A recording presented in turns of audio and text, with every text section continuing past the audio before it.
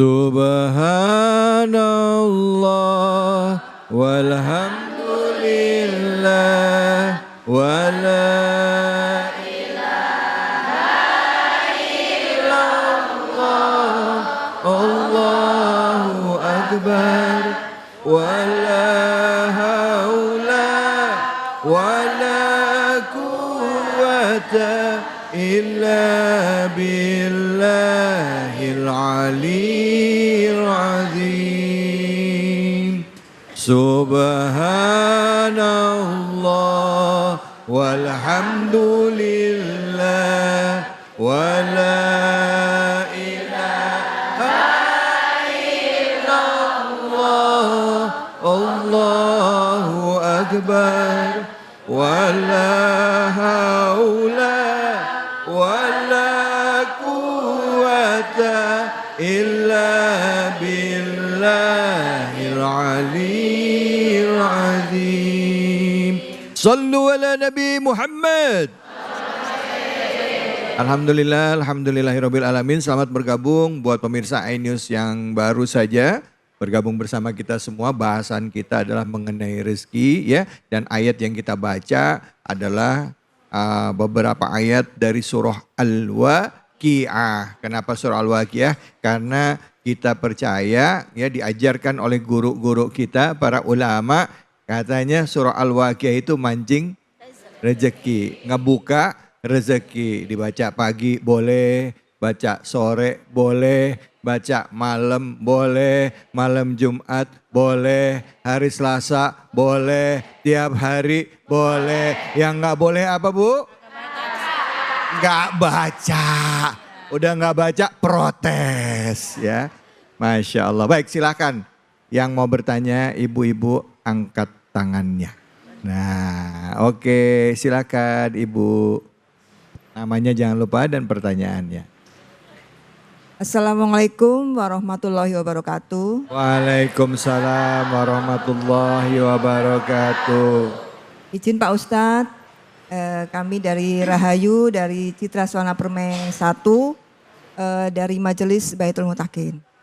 Maaf Pak Ustadz, kami curhat ya, bukan nanya. Oh silahkan Ibu, silahkan boleh. Pak Ustadz, kenapa kita ujian itu bertahap ya Pak Ustadz? Dari kita gadis, berumah tangga, terus saat ini sudah punya anak, begitu Pak Ustadz. Mohon pencerahannya dan mohon petunjuk supaya sabar. Demikian Pak Ustadz, akhir kata wabillahi taufiq wal hidayah. Wassalamualaikum warahmatullahi wabarakatuh. Terima kasih. Waalaikumsalam warahmatullahi wabarakatuh. Bu Rahayu, Ya. Ibu tadi nanya apa curhat? Curhat. Yang mau dicurhatin apa? Ibu kan tadi Ujiannya. selama masih muda, dari Ya, mulai usia siap. muda sampai sekarang ujian nggak berhenti-berhenti gitu ya Bu ya. Betul, Kenapa kok ujiannya nggak berhenti-berhenti gitu ya? Iya. Apa mungkin saya ada salah ya? Betul. Atau mungkin gimana caranya supaya saya bisa kuat menghadapi ujian gitu ya Bu ya? Amin, amin. Ini ujiannya SD, SMP apa SMA ini Bu? Baik Bu Rahayu. Terima kasih. Makasih banyak Bu Rahayu. Ya. Maaf ya. Silakan Ustaz Dai Rendi, silakan. Fadol Ustaz, fadol. Baik, terima kasih Ibu atas pertanyaannya. Kenapa ujian ada terus silih berganti?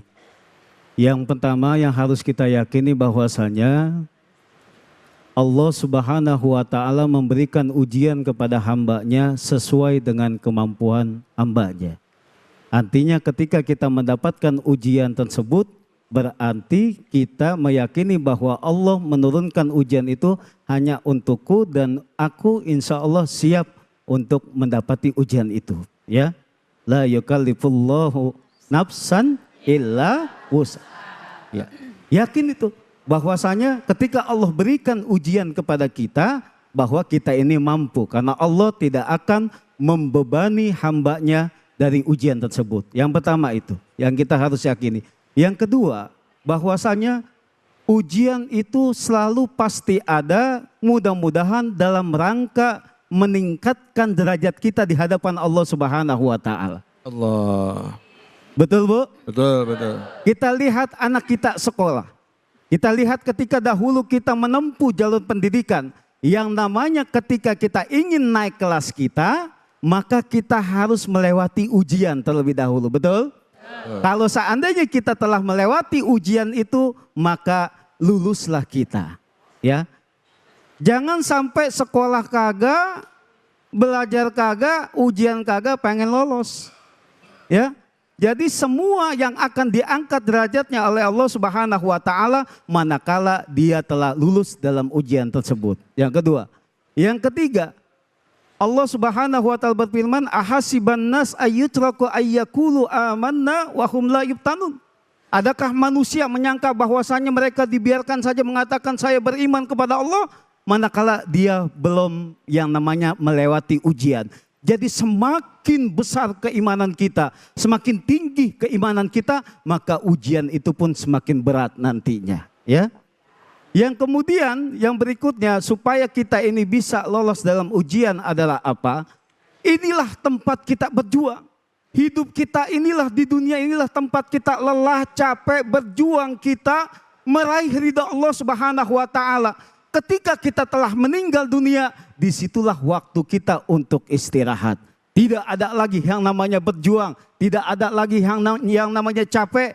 Disitulah tempat kita beristirahat, mengambil apa yang telah kita lakukan, kebaikan-kebaikan, amal kebaikan yang telah kita lakukan di dunia. Maka disebutlah darus sawab nanti di akhirat, nanti di surga, insya Allah. Jadi jadikan ujian ini sebagai motivasi bagi diri kita agar senantiasa kita berjuang karena Allah Subhanahu wa taala. Mudah-mudahan kita diberikan kekuatan oleh Allah agar kita bisa menjalani ujian ini dengan sebaik-baiknya. Amin ya rabbal alamin. Baik, alhamdulillah. Terima kasih, Bu.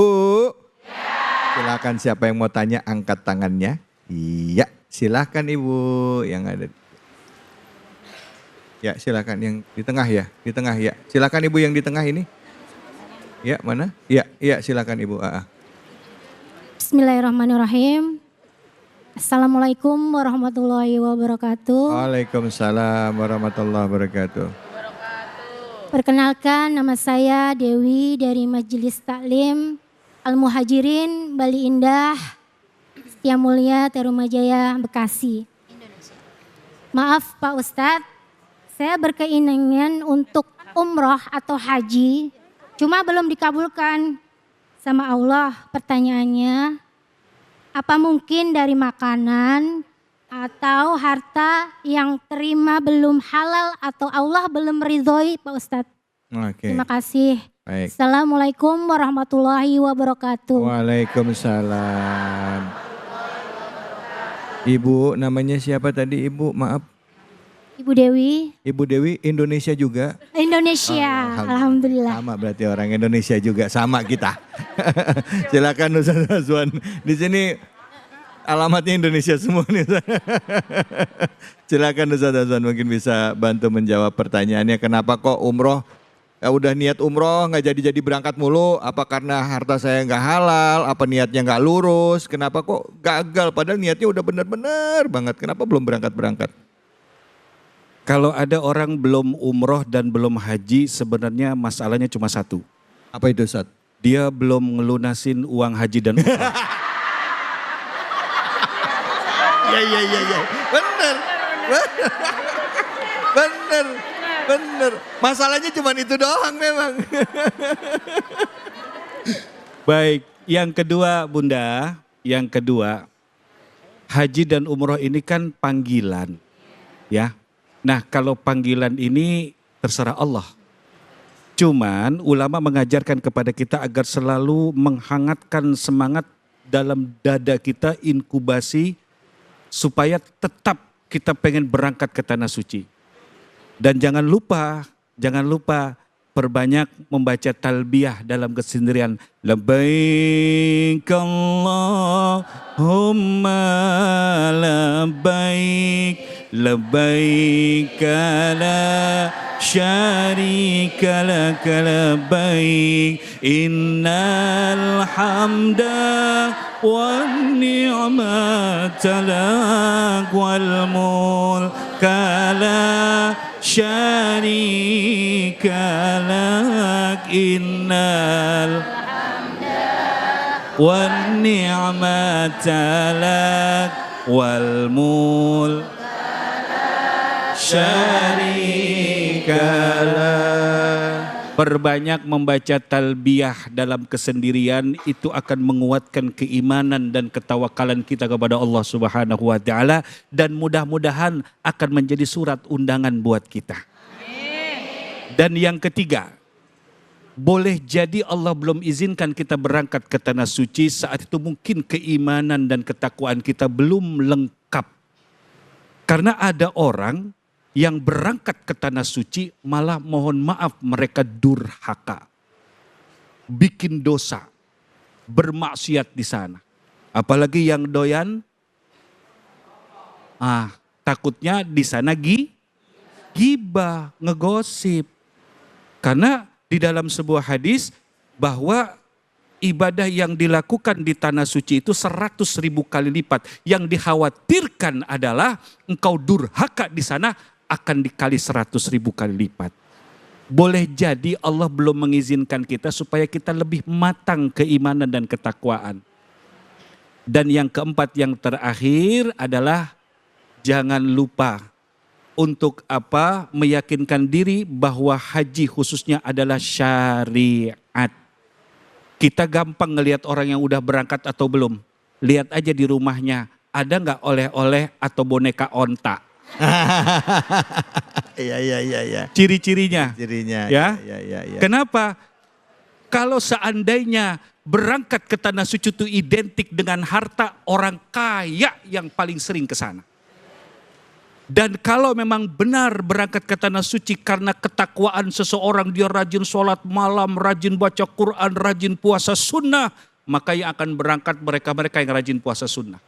Tapi kenapa malah yang durhaka diizinkan Allah? Kenapa? Untuk dia bisa bertaubat kepada Allah Subhanahu wa ta'ala. Dikhawatirkan kalau kita nggak menguatkan iman akan berbuat syirik di sana. Ya, demikian.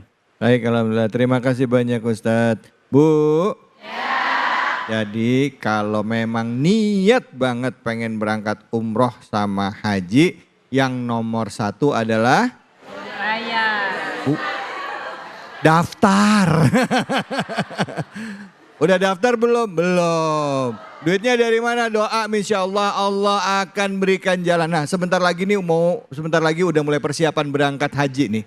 Kloter pertama udah siap-siap berangkat. Kita doain semoga yang berangkat haji dilancarin. Di sana diberikan keselamatan. Amin ya Allah. Dan kembali ke tanah air menjadi haji yang mabrur. Amin ya robbal alamin. Di sini siapa yang belum berangkat haji? Angkat tangan. Jujur. Oh semuanya ini ya belum? Yang udah umroh mana? Umroh. Alhamdulillah. Semoga yang belum berangkat haji Allah cepetin bisa berangkat haji. Amin ya Allah. Aminin benar serius. Amin ya. Al-Fatihah. A'udzubillahi minasyaitonirrajim. Bismillahirrahmanirrahim. Maliki yaumiddin. Iyyaka na'budu wa nasta'in. Shiratal ladzina an'amta 'alaihim ghairil maghdubi 'alaihim waladdallin. Amin ya Allah. Semoga kita bisa sampai di tanah suci melaksanakan ibadah haji dan juga bisa ziarah ke makam Rasulullah sallallahu alaihi wasallam, kembali menjadi haji yang mabrur, menjadi manusia lebih baik lagi. Silakan sekarang pertanyaan berikutnya yang mau angkat tangan silakan. Ya, mana orangnya tadi di tengah? Ya, Ibu. Ya. Nama dan pertanyaan. Assalamualaikum warahmatullahi wabarakatuh. Waalaikumsalam warahmatullahi wabarakatuh. Izin bertanya Ustadz, nama saya Rosita dari Majelis Taklim Al-Jahra Kampung Pomahan. Sedikit curhat Ustadz, saya punya anak laki-laki, pendidikannya sekarang kelas 2 SMA, saya taruh beliau di pesantren. Selama SMP sampai sekarang, tiba-tiba beliau pulang dengan alasan katanya tidak betah di sana.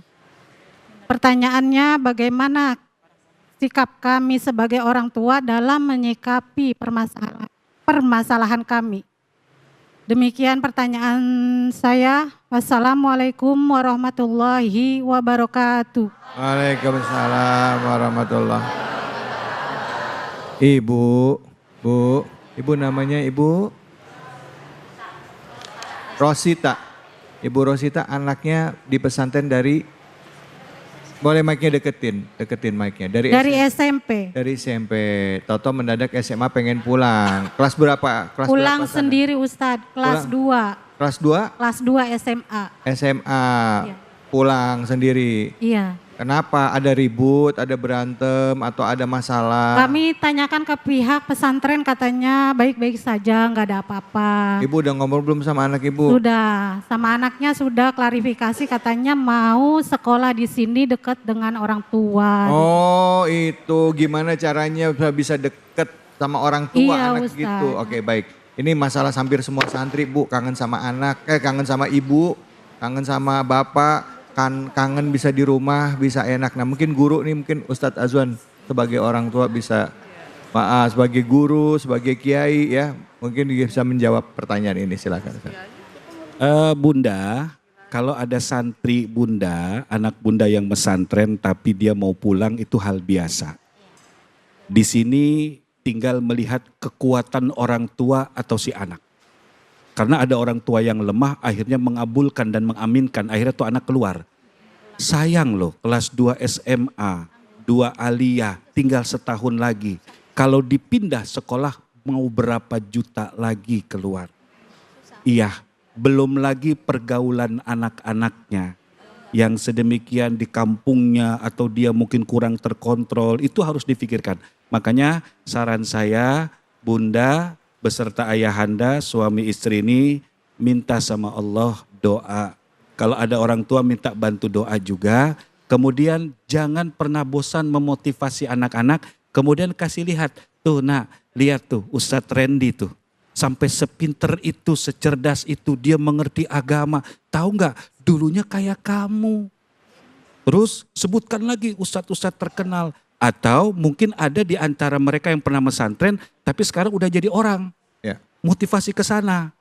Ya, terus jangan bosan, tapi jangan terlalu keras, apalagi memaki dan mencaci. Ya, ini pun pernah terjadi terhadap anak saya ketika kelas 3 SMP. Dia kebawa sama teman-temannya yang pada keluar ya untuk ikutan keluar. Saya bilang jangan, saya nasehatin di mobil waktu saya jenguk. Kemudian kebetulan dia dengan temannya duduk di belakang ya. Udah di mobil saya nasehatin terus panjang lebar. Saya dengar suara tangisan. Saya dalam hati saya, wah kena nih. Iya, iya. Pas saya nengok yang nangis anak orang.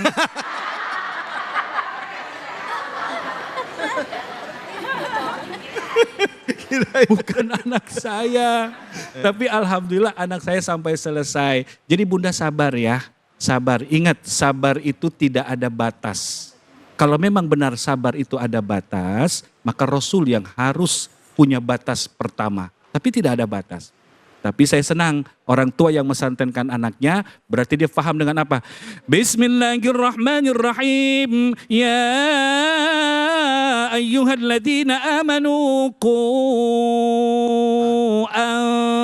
anfusakum wa ahlikum nara. Allah. Ini yang dipesan Allah dalam Quran, mereka orang yang beriman yang menjaga keluarganya dari api neraka. Dan mudah-mudahan anak Bunda akan menjadi seorang generasi yang akan membawa bangsa ini lebih baik lagi. Bangga agama Islam, orang tua pun akan bahagia. Jadi tolong tetap bersabar, motivasi positif, ceritakan orang-orang sukses yang ternyata mereka adalah orang-orang yang dulu pernah mesantren, tinggal setahun lagi ya. Ya mungkin kasih apa gitu biar dia senang ya gitu. Demikian Bunda. Ya baik, terima kasih Ustadz Azwan. Mungkin dari Randy mau menambahkan? Ya. Bagi pengalaman pribadi mungkin. Ya baik Ibu, Alhamdulillah saya 13 tahun di pesantren ya. Termasuk saya juga jadi bagian pengasuhan, bagian ubudiyah juga. Dulu ada pengalaman, tadi udah lengkap banget dari guru kita. Ya Ustadz Azwan menjelaskan betul seperti itu. Yang kedua Ibu, ya pasti anak itu pasti ada masalah Ibu ketika tiba-tiba dia pulang ya. Masalahnya Ibu cari dari mulai di kamarnya ataupun di kelasnya. Terlebih paling utama pasti di kamarnya. Karena kesehariannya dia lebih banyak di kamar. Kalau sudah membuat di kamarnya sudah tidak betah timbulnya, yang tadinya dia senang, happy-happy, nggak apa-apa semacam, ketika lagi ada masalah, dia tidak bisa menyelesaikan masalahnya, maka tiba-tiba keluar. Ya, nah ibu cari di sana masalahnya, maka konsultasi kepada ketua kamarnya, pengurusnya yang ada di sana. Ya, yang kemudian yang kedua, tadi betul kata Ustadz Aswan, mohon doa kepada kiainya, mohon doa kepada gurunya, termasuk ibu juga harus mendoakan. Ya, ini ada pengalaman nih kiai, ya, ada anak kita, santri kita tidak betah, ya kan, semacam ibunya datang setiap minggunya, Ustadz tolong Ustadz doakan anak saya Ustadz supaya anak saya bisa betah. Akhirnya kita ambil air segelas, kita doakan mohon kepada Allah mudah-mudahan nih anak bisa betah. Nih Bu minumkan ke anaknya. Setelah diminumkan alhamdulillah anaknya betah. Bulan depannya ibunya yang nangis kepada kita. Kenapa? Ustadz anak saya betah sekarang saya yang gak boleh datang ke pondok. Akhirnya saya yang kangen sama dia nangis sekarang orang tuanya. Nah akhirnya kebalikannya. Mudah-mudahan ibu bisa berjuang seperti itu. Mudah-mudahan Allah kasih kemudahan ya Bu. Amin. Bu. Biasanya ya yang namanya ibu itu kan pasti kangen sama anaknya ya. Ya, anak itu pengen pulang biasanya kebawa perasaan kangen ibu. Karena anak kan dalam rahim ibu selama berapa bulan? 9 bulan. Apa yang dirasain ibu, anak bisa rasain.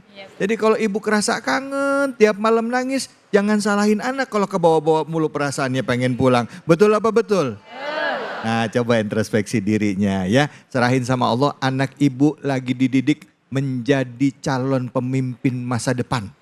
Calon penerus kebanggaan umat Islam yang menebarkan kebaikan. Yang nanti akan memiliki anak keturunan yang soleh dan soleha. Ini jihadnya anak ibu dari mulai SMP sampai SMA. Bu, ibu suka kangen gak sama anak? Jujur.